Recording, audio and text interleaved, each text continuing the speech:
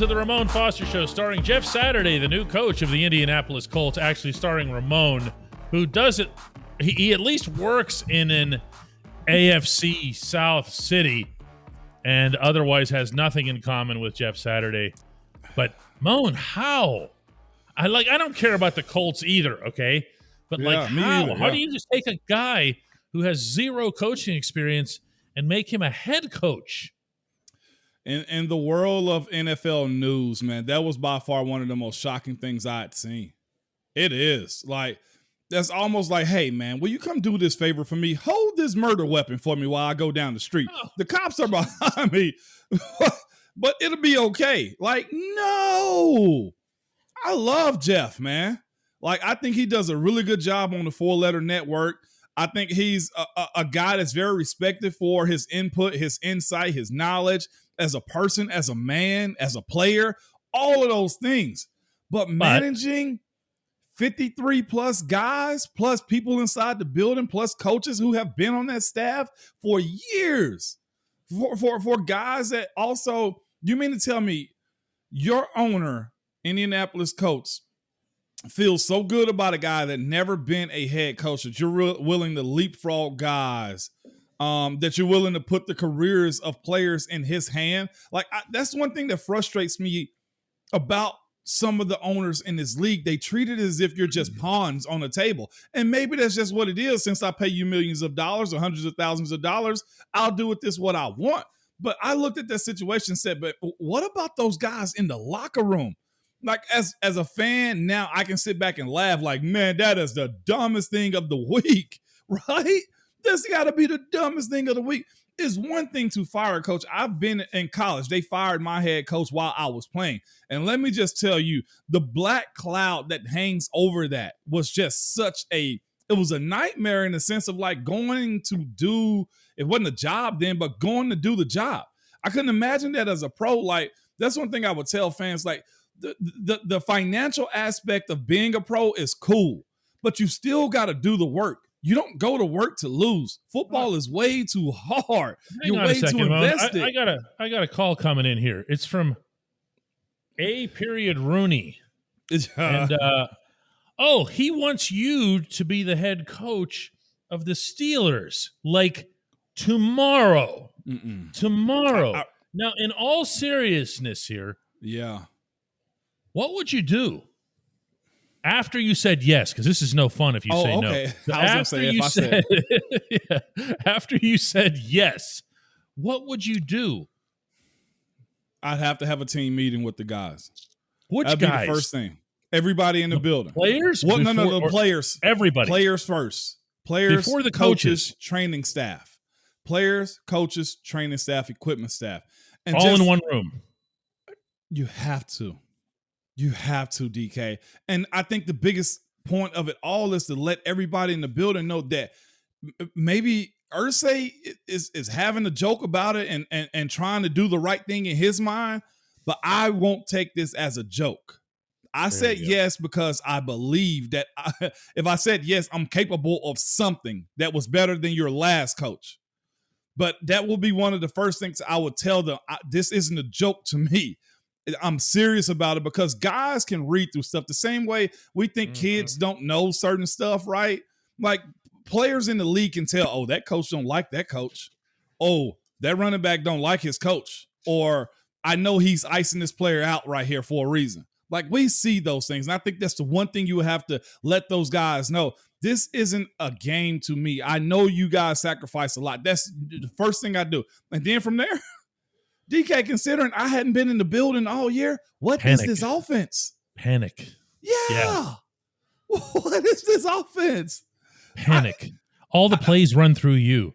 You're hearing things in your headset. Oh, my God. Sunday against the Saints. You're hearing things in your headset that you don't even know the language. It might as well be Egyptian. No. Okay? No.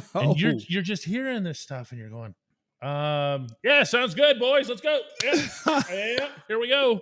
And then to add to the fact, their first friggin' game under his tenure is on the road at Vegas. What's travel schedule? What's dress attire? When do we have to be at the stadium? Because if it was Frank Wright, we should have just left everything that he had in place in place.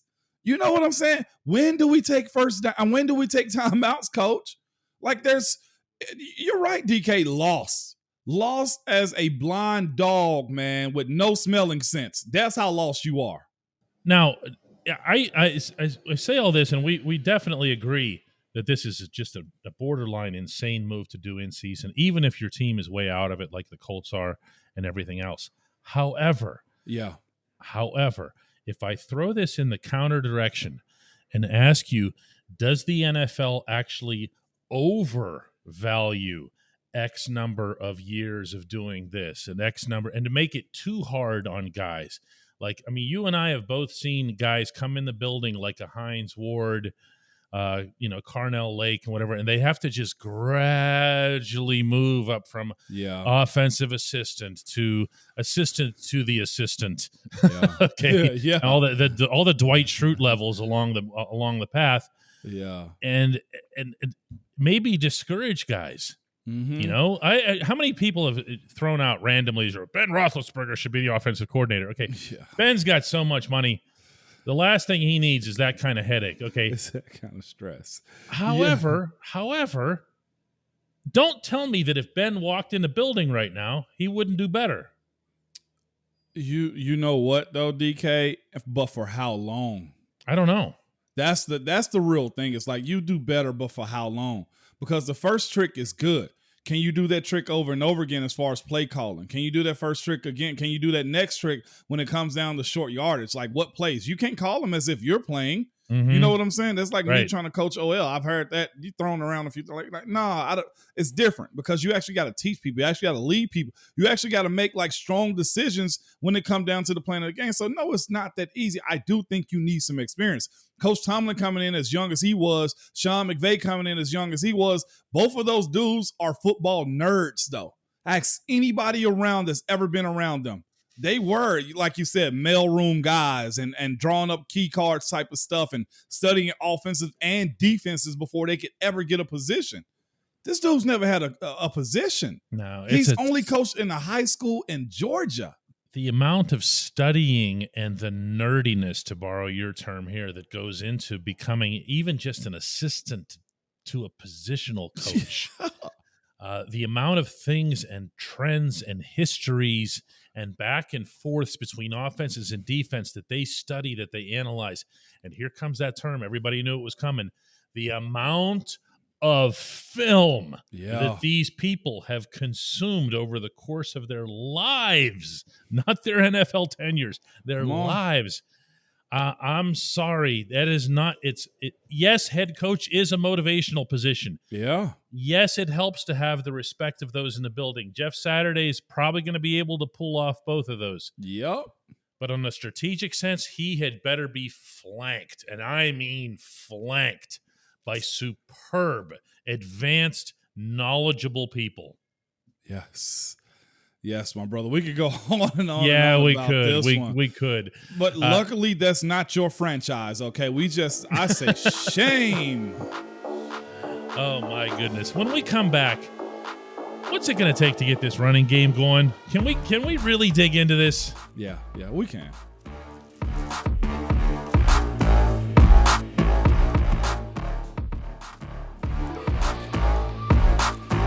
Welcome back to the Ramon Foster Show, and it's a question that we've been asking for, I guess 2 years now, but it never really seems to go away. And I'm tired of trying to find which direction my finger should be pointing as to why the Steelers can't run the football. And I'm definitely tired of saying, it's just because they need to commit to it.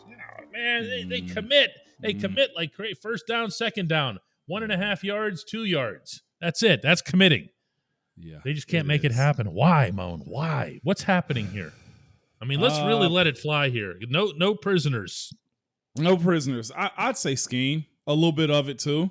You're not helping your guys with what I think they'd be better at, though, DK. Like looking at the runs that predictable. Like there's no movement Also, Najee not being able to find the hole sometimes too. That plays a part in it also. I think when you got Najee, he'll track flies. Like either he's got to be better sighted when it comes down to his run track, or they got to figure out a better scheme to get him in space, not throwing the ball into the short side of the short side of the field either. That's the problem for me. I think accountability, as we spoke about the other day, when it comes to the offensive line. You said there was one word that they spoke of time and time again. Well, guess what? This is the last show as far as this second half of the season. Like, there's nothing wrong with saying, guys, get right or get left behind. That's where I'm at with it. You picked up an extra second round pick for a reason. Like, guys are on display every week right now is a job audition. Like, that's just where they are. I would also throw in the fact that wide receivers blocking.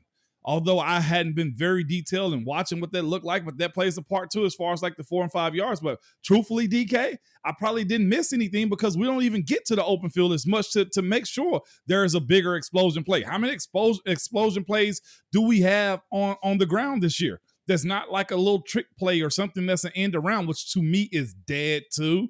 You know what I'm saying? It's a zero. It's a zero. I just save everybody the research. Wow.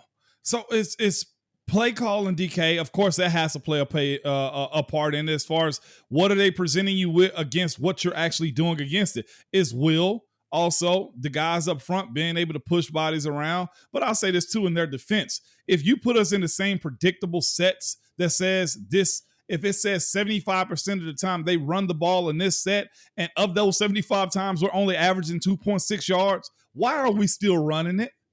You know what I'm saying?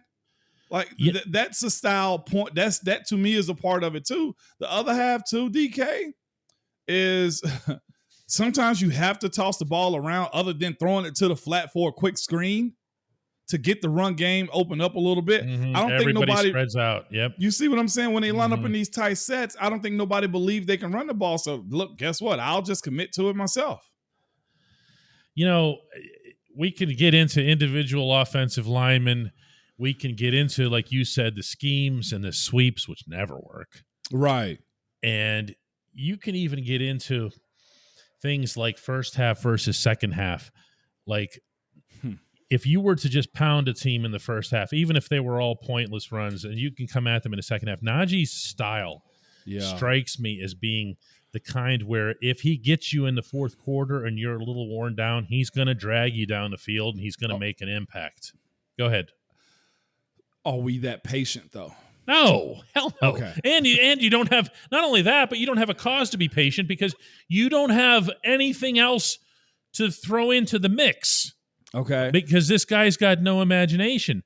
So what I come back to is this, and because Mike Tomlin at his press conference this week gave a rather rousing endorsement of your guy, fellow UDFA, Jaylen Warren.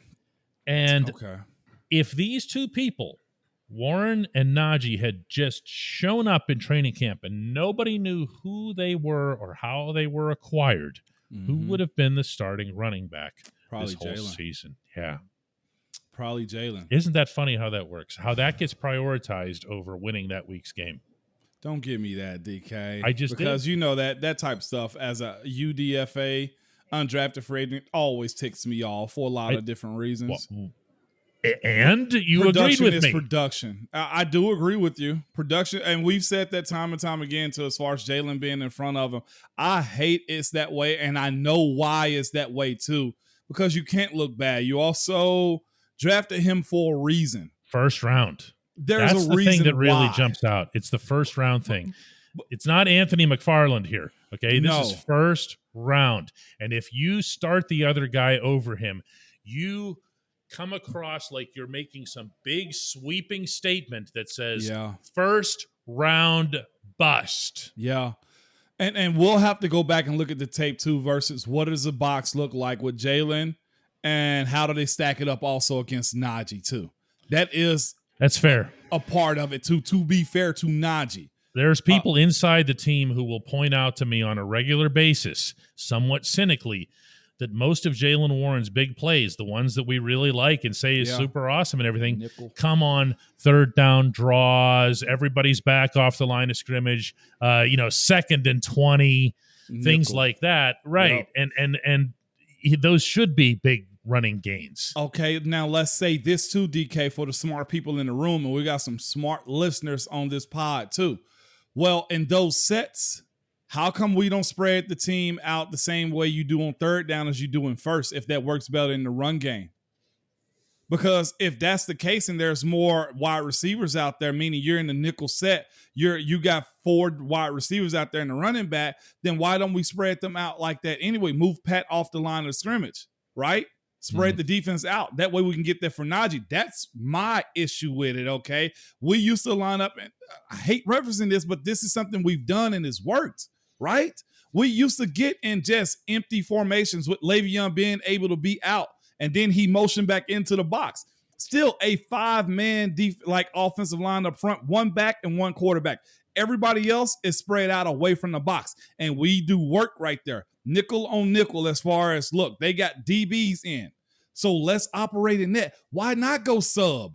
You see what I'm saying? Like, why not go that? Why does it have to be Najee in the I formation with a fullback and 2 tight ends?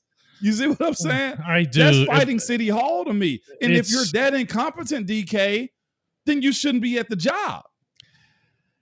Yeah, that's it. That's it, though. But that's every road comes back to this guy. It just comes back to this guy because it's unavoidable. It's like the hub.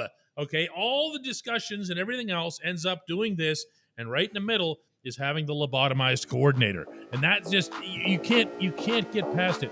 When we come back, when we get past this, we're gonna do the only segment that matters with the new head coach of the Pittsburgh Steelers, Ramon Foster.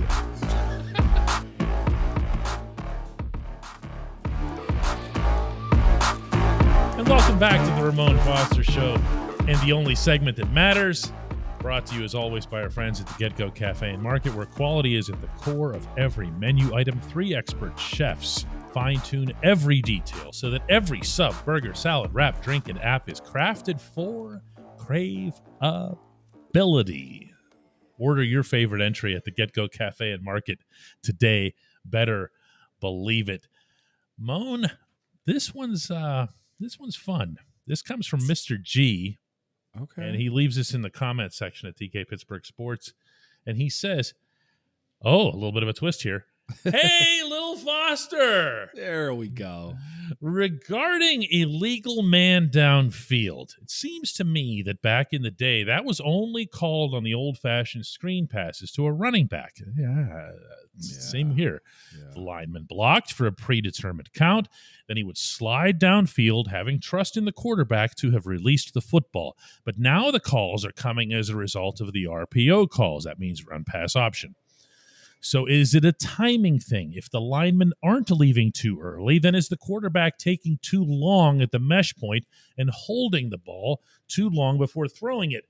Listen, all I'll add to this before I throw it to you, Moan, is that when illegal man downfield and illegal shifts were brought up with Mike Tomlin in Philadelphia a couple weeks ago, he said that he sensed that there's been a sea change among officials as to how it's getting called. Now, he's on the competition committee, and he didn't have an answer as to why that was. So I wouldn't expect too much from either of us on this. Yeah, but why there's so many RPOs, though? Yes. That's a huge part of it, too. Most every team has an athletic quarterback except for maybe Davis Mills with the Texans and Tom Brady. Everybody else, for the most part, is very mobile as far as their play. And in that, most OCs have the quarterback giving the ball and pulling it to throw. The thing is, when the offensive line get the play, they simply get the play. It's not necessarily a hey, guys, I might throw the ball if I see this guy right here. No. They don't know. We get 24 zone, and that will be it, right, for us. And we go to the line and say, 24 zone. Here we go, on 2.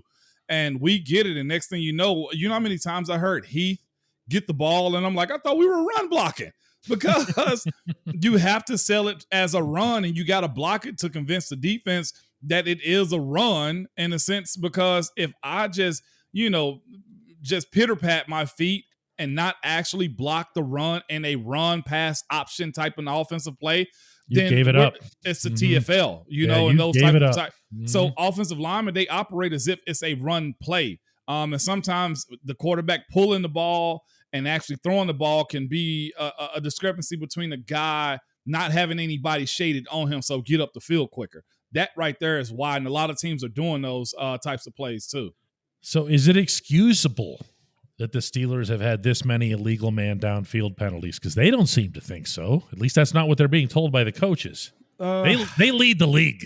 Okay. Well, you know what? Nobody's going to put blame on anybody. That's what it is. I think it's probably an operation of the running back, wide receivers, tight ends, and quarterback. Just being real with you, it may be a situation in which you need to know what the coverage is and when you're hot and when you're not. That may be one of the small things that Kenny Pickett was speaking of when he said guys need to study. Well, guess what? I was ready for the hot pass. You didn't look for me. So guess what? I had to wait for you to get open, and then we had guys down the field. I'm not about to run this ball and get smashed by an NFL linebacker. So I'm going to wait. We'll take the penalty and roll from there. That may be one of those small item things that Kenny was speaking of. Look, know when we're hot. Know when you're the guy that's got to go quick, or, hey, he's blitzing. I need to turn my head around quicker because we get a legal man down the field if the offensive line is there. So I got no issue with it. And it seems to me nobody's actually putting blame, but they know where the issue is at. Yeah, I think it's more a matter of let's just nail this thing as opposed to, hey, you dummy, stop screwing this up. Yeah, exactly. Right? Is what it is. Yeah, exactly. All right, Moan, we're going to do another one of these tomorrow? Yeah, we will, man. And by the way, will. we're in the comments too. I saw somebody say, remember when they used to get in the comments? We're in the comments. Okay, we might sprinkle a message or two in there. Yeah, hey, definitely. We're family. Yeah, right. Yeah, I mean, the thing is, the show gets a lot of comments. It does. Yes, it does. Most of the comments, by the way, Moan, before we sign off for the day, they're so nice. They like you so much. You know what? The fact that we do read them, though, I'd hate it to be, man, this pod sucks. You guys are liars. You're cheerleaders. Yeah. Well, we get some of it. You guys are cheerleaders. But what I've learned in that, though, DK, you can't please everybody, man. And we say this show is what? We're going to have a good time without being jokes. We will joke, but you're going to get football here, and it's going to be something that's not selling smoke, right? That's not what we're doing here. The approach, if you go totally macro with this stuff, the approach is pretty simple, and that's this: call it like you see it. Whichever direction that happens to go, it doesn't matter. Which direction it goes. If it's critical, it's critical. If not, whatever. Let's do it again tomorrow, Mo. Yeah, I'll be here. Will you be here? Yeah, definitely.